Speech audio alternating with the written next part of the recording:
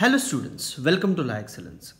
Welcome to our 18th weekly magazine where we'll be focusing from 25th June to 1st July 2017. Let's quickly look at what are the important issues which are important from UPSC point of view. The first topic, that is essay of the week, is actually with respect to smart city, where we'll be focusing about informed citizens. When we talk about smart cities, we actually talk about Swachh Bharat. We also talk about sewage, air pollution, traffic, urban heat islands, all these issues. But along with that, it is also important for us to have informed citizens who behave responsibly towards the society as well. So from that context, we should see how exactly we can build smart cities, right? So this you try to write from different points of view, how exactly informed citizens can help in building smart cities. The next important issue from history point of view is with respect to Kalayaripattu. Especially it is important because of a person who has highlighted it even though she is of an elder age. That is Meenakshamma. When we are looking at Kalayaripattu, once UPSC had already asked you a question about Kalayaripattu is from which state. So, high possibility they may ask you anything with respect to Kalayaripattu because of its highlight being done by Meenakshamma. And here students should remember one important thing, that most of us believe that the Chinese martial arts was actually taken from India. And it is believed that when a Chinese traveler who was actually moving through the maritime Silk Road, when he was going through this road, he came to Cochin. There the name Cochin also came, right? People say Chin in Cochin also came because of this. And from there they have taken these martial arts to China and they have preserved it. This is what many people believe. So let us see some of the most important facts associated with this. Legends traces Kalayaripattu to 3000-year-old art form to sage Parasurama, the master of all martial arts, and he is said to have reclaimed Kerala from the Arabian Sea. Kalayaripattu originated in South India. Kung Fu, popularized by the monks of Shaolin Temple, traces its ancestry to Bodhidharma, an Indian Buddhist monk and Kalayaripattu master. This is what I was just telling you, that it is important for you to learn about this. And then it was crafted in ancient South India and it draws its inspiration from several majestic animals like lion, tiger, elephant, wild boar, snake and crocodile. Kalayaripattu laid down the combat code of the Cholas, the Chedas, the Pandyas. Shrouded in deep mystery and mist of secrecy, was taught by masters in total isolation away from praying. Here, they're actually talking about two important facts. That is, Kalayaripattu takes its inspiration from different animals. And these animals we have given. The way these animals fight, the same way even Kalayaripattu has some of its prominent actions. And it is famous during the Cholas, Cheras, Pandyas and other people. And most importantly, this was not taught to everyone. And this was taught in isolation just to ensure that others will not learn this technique and fight against them. Following the collapse of these princely states, the support for Kalayaripattu also lost support, whereas in China it got the state's support and it spread even after that. But in recent days, several young people along with movies and all, they are trying to highlight it again. But it should be clear for you that Kalayaripattu was from Kerala and it has given its influence to other cultures, especially Kung Fu of China as well. The next most important issue is actually with respect to centenary year celebrations of Sabarmati Ashram. It has just begun on June 30th. It's very important for us to locate here that Sabarmati ashram has its significance in freedom struggle, and Gandhiji had told that if he does not get us independence, he will not go back to this ashram. So from that point of view also they may ask you with respect to Dandi March, which is important for us. Right? Sabarmati ashram is located in the Sabarmati suburb of Ahmedabad, Gujarat, on the banks of river Sabarmati. This factual information may be important. It was from his base here that Gandhi led the Dandi March, as I told you. This ashram was started in all earnest with twofold purpose: to carry on the search for truth, to create a non-violent group of workers who would organize and help to secure freedom of the country. Right? So these points are very, very important. Next, quickly we have to see some of the places which were in news because of the Prime Minister's visit and other things. As you are aware, nowadays UPSC is focusing on certain areas and places which may be important, and rather than doing at the end geography through maps, we want to include this every week, one or the other issue which may be helpful for us. Because earlier UPSC used to ask you these places for 5 marks or so. Now they may repeat it at any point of time. So we should be careful from mains point of view as well. The first place which is important is Lisbon, because Prime Minister Modi visited it. It is the capital and largest city of Portugal. It is continental Europe's westernmost capital city. What is more important is it is in the Iberian Peninsula. Both Portugal and Spain together are called as Iberian Peninsula, and it is closer to river Tagus. So this can be asked, river Tagus hyphen Lisbon can be asked for match the following. Just have a look at it once.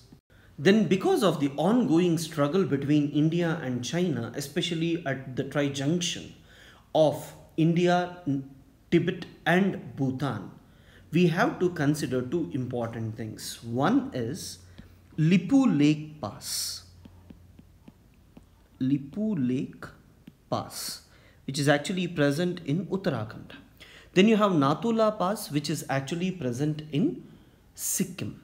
So people, rather than going directly from Lipu Lake, which is in Uttarakhand, just some 200-300 kilometers away, to Manasarovar, they usually cross 1700 kilometers to go to Manasarovar. The reason for this is rugged terrain which is actually present near Uttarakhand.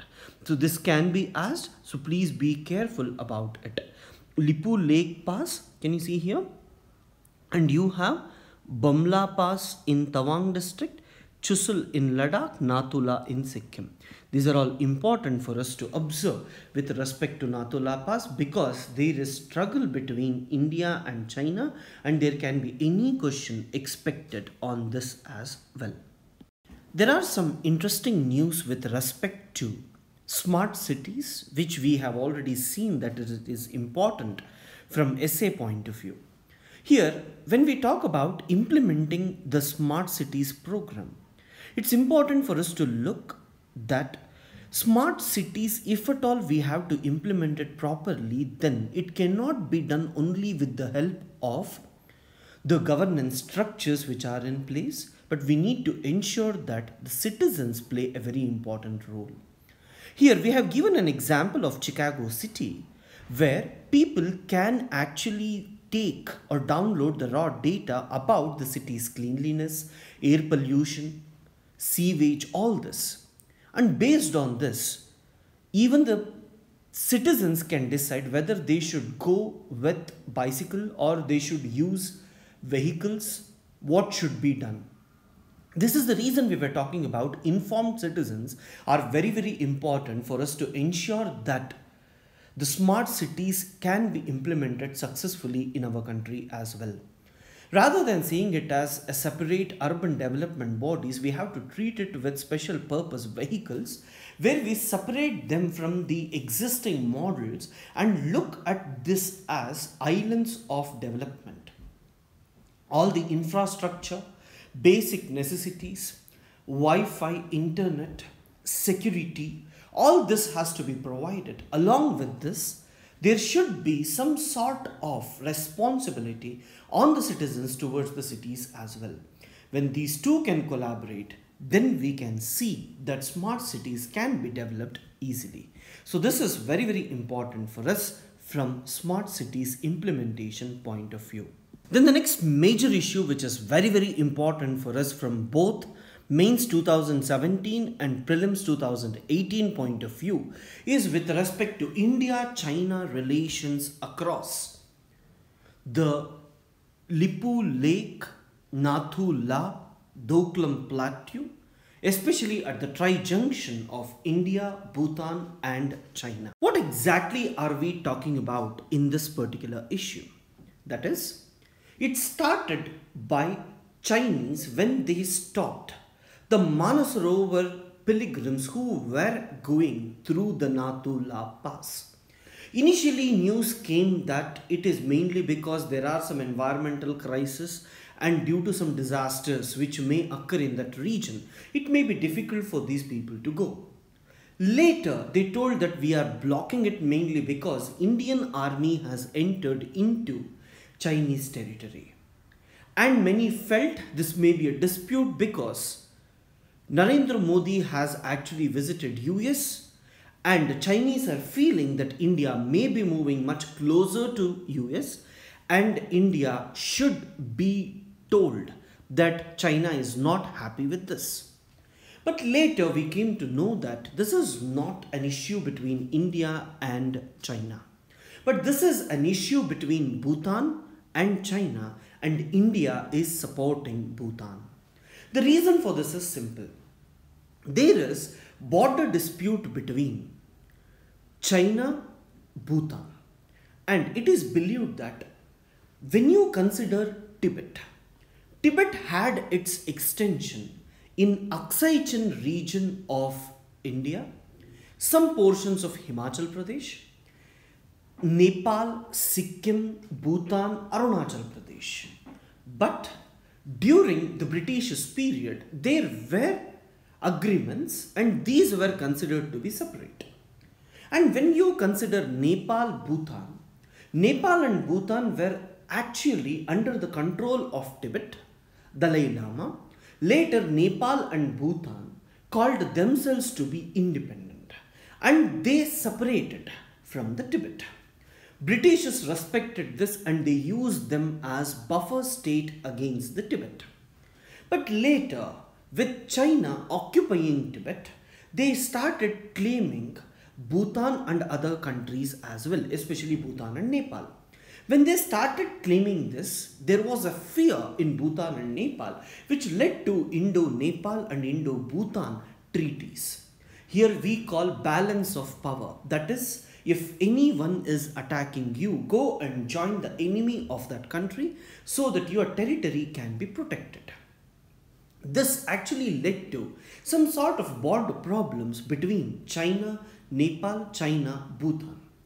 And today we are more interested about the China-Bhutan issue because when we actually look at the issue, it is actually closer to the Chumbi Valley. And Chumbi Valley is closer to Siliguri corridor. Let me just explain this with the help of map. So when we actually look at this tri-junction of India, Bhutan and China, this valley is called as Chumbi Valley. And here, this plateau is your Doklam Plateau where the dispute is actually happening. China or Tibet is planning to construct infrastructure closer to this. But this is disputed between Bhutan and China. Now if China comes closer to this region, then China may get access to this portion. Can you see this? This portion of West Bengal. And can you see here a name? Siliguri corridor. We call this chicken neck as well. If we actually consider India map, if we have to move to northeast India from West Bengal, then we have to cross this Siliguri corridor. And this is hardly 21 kilometers. And if China can capture this, India cannot send its troops in case of war to northeast and China can easily win the war because of their own advantages. Because of these reasons, this area, that is Chumbi Valley, is very important for us. China is asking Bhutan that give us this Doklam plateau, we will be willing to give you other disputed territories in Bhutan. But Bhutan, in support of India, has always rejected it, and it understands India's concern that if China comes closer to this, then it's a big security threat to India. And this is the reason India is standing firm, and India is not letting of this issue to be handled by Bhutan alone. I hope it is clear. UPSC may ask you a border problem between Bhutan and China. Why should India interfere? Or they may ask you, is a security threat to India as well? Elaborate, explain. At that point of time, it's very important for you to look at this issue. And you can see here, Doklam Plateau that they are speaking is actually closer to this. And can you see Nepal and Bangladesh border? This is your Siliguri corridor of just 21 kilometers. And it is believed that if China gets access to this, then from there Siliguri corridor will be hardly 30 kilometers. And few say even now they have an edge because they are only 100 kilometers far from this particular region. So India is not happy with Chinese constructing roads, infrastructural projects which may give them strategic advantage in case of war. Then the next important issue is actually with respect to India, Netherlands. Here we have to look at the Prime Minister's visit where 3 MOUs were signed, and these were actually associated with cultural cooperation, water cooperation and agreement on amending social security arrangements. So these 3 are important for us. So let us see quickly what are these. Initially, whenever we talk about relations with any country, we say we have cultural relationships mainly because of our population being present in that region as well. The second most important thing is actually with respect to democracy. European countries are democratic countries and they also respect democracy, pluralism and rule of law. India also abides by this. So this shows that we have similar cultural relationship with respect to democracy as well. And when it comes to economy, almost around 20% of India's export is to Europe, and it is the biggest trading partner for India. And 20% of India's export to Europe actually enters through Netherlands. Second important thing, Netherlands actually is third largest source of FDI for India. And when we are talking about the Dutch government, the bilateral relations underwent further intensification after India's economic liberalization, that is LPG, post 1990s, right? And economic and commercial relations is very important between us. Indian diaspora has, you have second largest Indian origin people in Europe, next only to UK in Netherlands. And then we also have to see that in science and technology recently, water has been considered as one of the most important one. Dutch-Indian Water Alliance for Leadership Initiative, or Diwali, is initiated between India and Netherlands. They may ask you, Diwali is an initiative between which 2 countries? So it is actually with respect to India and Dutch, right? Along with this, biotech, agriculture, highways, ports, infrastructure, in all these areas, we need to build close cooperation. I have already promised you that I'll be taking few sessions on international relations where I'll be giving you some specific data whenever it comes to India and its neighborhood. But whenever it is in general, I'll give you some points which may be beneficial for you to talk with respect to any country. If we are talking with developed countries, especially European countries, then your language will be different. When you are talking about African countries or least developed countries, then the language varies. We just need to ensure that we are going through all these carefully to understand what exactly is happening in international relations, and any question if it comes, we are in a position to answer them, right? For this, we have to know what are the points that are important with India and developed countries, India and least developed countries, India and emerging economies as well. The next important issue is actually with respect to Prime Minister Modi visiting United States of America. Here we need to look at some of the important aspects with respect to the Prime Minister visit. The first important thing is US has agreed to sell Sea Garden drones which can improve India's maritime defense capacity. In return, India has offered US to join Indian Ocean Naval Symposium. And we are thinking of Malabar exercises along with Japan and United States to ensure that we have the capacity and we improve the expertise in maritime security as well. Then on the energy front, you are all aware that United States was the country which had actually helped India to get NSG waiver, and now they are not speaking much about this, but the major thing is with respect to gas imports, especially with respect to clean coal and renewable energy resources. Given Qatar crisis and other things, India is also worried about its gas sources, and we have discussed a bit about this with United States of America. Then two most important areas where United States is involved directly is Afghanistan and North Korea, and India has supported United States approach in both these countries. There is a clear message to China on One Belt One Road initiative where US has supported India's claim that China interferes into the internal sovereignty of India by constructing road through the Karakoram mountain ranges which are illegally occupied by Pakistan. And when it comes to radical Islamic terrorism, Sayyid Salahuddin of Hizbul Mujahideen was declared global terrorist, and even though Pakistan had actually told that this is not good, but still United States supported India's cause in this particular issue.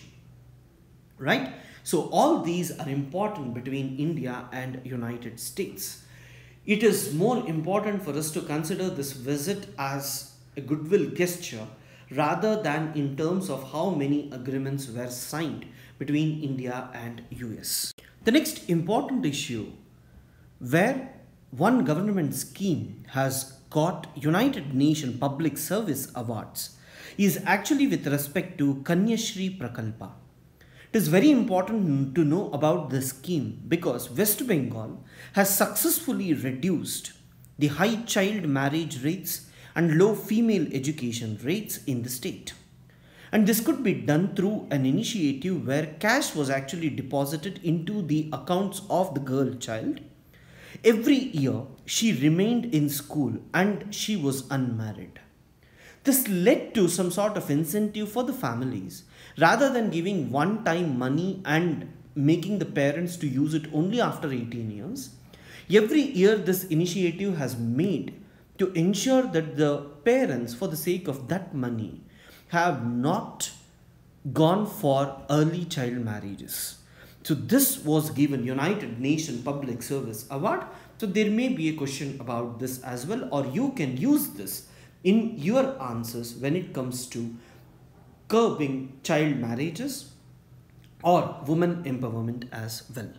The next major issue is actually with respect to more representation of the MPs in the Lok Sabha and Rajya Sabha. There are several issues which has led to political parties taking decisions rather than individual MPs participating. One major issue is actually with respect to the government itself, where the parliament meeting has been reduced a lot. Whether we look at previous decades when the parliament used to meet on an average for 120 days, but today it has reduced to 70 days. Even in that you will hear about lot of blockades. And the second important thing, if you look at US, UK and other democratic countries, on an average they meet for 150 to 140 days. The work has increased, but the number of days the legislatures are willing to work is reducing. They just pass on the bill or pass the bill in the session, and everything else will be done by the executive or the bureaucrats, where the parliamentary work has been reduced and the bureaucratic work has increased. And the quality of legislation has been haphazard, as I'm telling you. It is only the broad structure that is usually passed in the parliament, whereas the minute details about it is left to the executive or the bureaucrat. Then the private member bills are not at all considered in most of the things, and they are getting very less attention. The freedom of MPs, especially to speak, has been curbed with lot of things like anti-defection law. You have whip issued where the political parties say that this should be your stance, you cannot support any other argument. And it is important for us to ensure that the MPs get research support, because whenever they want to understand about any issue, even for example GST or so, like common men, even the MPs are not aware of the neat nitty-gritties of it. But they have passed it because they belong to a particular political party and the political party believes that this is right. Right? Improvements in the budget scrutiny process. We hardly hear the finance minister reads it out, and then we see that people protest on few issues, and after that the budget is passed. Representation of women and other sections and their voices and their issues are not discussed much until and unless the issue is highlighted because of certain crime that happens in the country. So these have led to lack of representation of the MPs. So in polity, they may ask you a question about this. Please be prepared what needs to be done to enhance the representation of MPs in the parliament. 27th June was adopted as the International MSME, that is micro, small and medium enterprise, which may help in achieving the sustainable development goals, especially their contribution to the growth of economy worldwide. Here we need to look at the impact or the theme which they talk about, small business, big impact. And it is said that these will give more job opportunities, more employment opportunities, value added products. Especially it will help in moving from the agricultural based society to industrial based society slowly. Recognizing its role in economic development of most of the countries, 27th June is considered as MSME Day. There can be question about micro, small and medium enterprises in the country, and it is important for you to look at Mudra and other schemes of the government which has aimed at improving these functionings as well. Then from science and technology point of view or environment point of view, it is important for us to look at one major factor, that is India has also become one of the major emitter of carbon dioxide, where it has reached to 399 ppm. The world at different places actually tries to measure what is the global average of carbon dioxide emissions, especially at Mauna Loa. At in Hawaii, we usually try to see how much carbon dioxide is usually emitted. And it is said that the global average is almost around 400 and India's average is 399. If we study India specifically, which may be helpful for your essay writing or even in your GS, right, it is 399 parts per million. Cape Rama, a coastal station in Goa, it used to monitor over a decade and it has found that it has reached to 408 parts per million. And the findings based on readings from the orbiting carbon observatory too. A NASA satellite has also shown that it is in between 405 to 410 ppm. Southern India has ranged from 395 to 400, while central and northern regions has 400 to 405. This fact is interesting because most of us believe that in South India it may be more because of industrialization, but it is seen that in the central and northern regions it is more.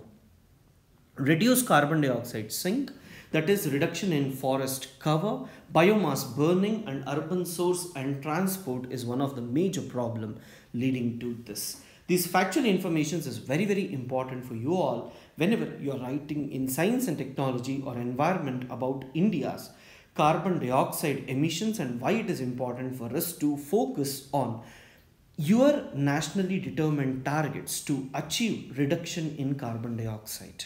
Then WHO has actually used or is planning to bring a new device which may help to detect multiple diseases.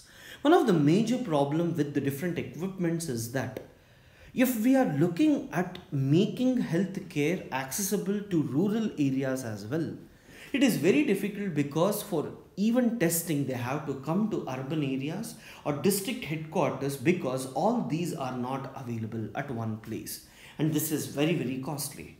Now with this one equipment where we can actually look at multiple diseases in one go, these can be invested by the governments in the primary healthcare centers in the rural areas, and if this can be done, proper action can be taken against the diseases at right time so that the number of deaths arising from different diseases can be reduced. This can be one of the most important equipment in ensuring health for all scheme of WHO. Then government unveils new hydrocarbon policy. Here what happens, till now government used to identify that in this area this much amount of oil is being present and whoever are interested can come for bidding. But now what the government has done, it has gone for open acreage licensing policy. In this, government is planning to say that entire sedimentary basins will be available for the people where oil and natural gas will be available, and the data will be provided to these companies, and the companies based on their research can come to the government and say that we are willing to explore in this region because our research shows that this much amount of oil is being present in this region. And later based on this, if any other company also comes closer to the company and if they also bid for the same thing, then bidding process will start in this area as well. So this is our open acreage licensing policy. Earlier one was very difficult and government used to spend lot of money and they have to convince the people to come, and it was a cumbersome process. But now this has been made easy that the company itself will collect data, and for this from the satellites whatever information we get about these sedimentary plateaus or even the regions whichever are rich in oil and gas, that will be provided to the companies, and the companies interested can actually come to the government and say that this is not available for auction but I am willing to purchase it, and if there is any other buyer, government will think of auction, else government will be planning to give it to everyone. Then science and technology point of view, one of the heaviest satellite of ISRO being launched, that is GSAT-17, and this was not with the help of GSLV of India but with the help of European Space Agency from French Guiana. Right, it is important for us to ensure that the satellite will provide meteorological and satellite-based data to help rescue services which were earlier provided by geostationary satellites, especially Indian National Satellite System. And GSAT-17 will provide continuity of services of operational satellites in C, extended C and S bands. Least likely they may ask you about this, but still just go through it once for prelims next year, and in mains least possibility they may ask you this question. The next important issue where we have already seen what exactly GST is in earlier classes, but we will be having a separate lecture on GST. But I just want to tell you here that GST has become a reality. What are the advantages and what all may happen? We are not yet sure. Different newspapers and different analysts talk differently, but many say that it will actually improve the tax base. It will reduce tax evasion, and people are also assuming that it may help in increasing GDP of the country, because most of the informal sectors whose GDP was not calculated till now will also be calculated in this. But the main point that I want to tell you about GST is, apart from economy, if there is any analysis on GST, that is what is the impact and all, there is nothing much. I would request you people to read textile industry this year. And especially when you are talking about textile industry, see where in India you have cotton growing regions and where are the textile mills present in the country. If you can actually look at these two issues, this should be more than enough. No need to worry. Over a period of time, we will be taking up GST based issues as well, which may be helpful for us to read about it. And the last program which the government has planned to improve innovation in India, especially in the pharmaceutical industry, is Innovate in India I3. Right? The ministry is actually planning to improve the biotechnology related innovations in biopharmaceutical industries just to ensure that India has more advantage in this sector, as we have more advantage in the generic medicine sector as of now. But if we can actually go first and try to improve it or build medicines for this, then it may be very much beneficial for us. In innovation point of view, or from innovation point of view, whenever we look at some of the programs of India, yes, there are several schemes which are planning to improve innovation in the country, but unfortunately India is not successful. Innovations are very less in our country when it comes to other countries like US, China, even in BRICS countries. India's innovation index is very less. To improve this and focused on biopharmacy, Innovate in India scheme is being launched by the government. So these are very important for this week. And at last, we have one of the major issue with respect to Odisha, where villagers panic after mass attacks on sheep. Just go through it and try to answer them. Right? Thank you guys. Thanks for watching.